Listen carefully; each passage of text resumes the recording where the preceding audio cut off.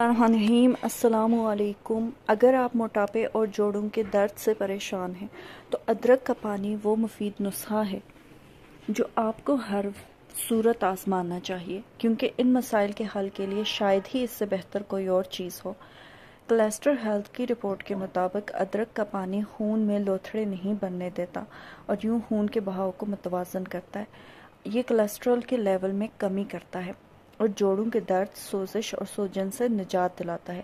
یہ نسخہ ایک طاقتور اینٹی آکسیڈنٹ بھی ہے جو آپ کے جسم کی صفائی کرتا ہے اور کئی طرح کی بیماریوں حتیٰ کہ کینسر جیسی بیماری کے خلاف بھی مدافعت پیدا کرتا ہے۔ اسے تیار کرنے کے لیے پہلے 1.5 لیٹر پانی کو ابال لیں اور جب یہ ابلنا شروع ہو جائے تو اس میں ادرک کے چھوٹے چھوٹے ٹکڑے کاٹ کر ڈال دیں۔ اسے کچھ دیر کے لیے ابلنے دیں اور پھر چولہے سے اتار کر اسے تقریباً 15 منٹ کے لیے پڑا رہنے دیں۔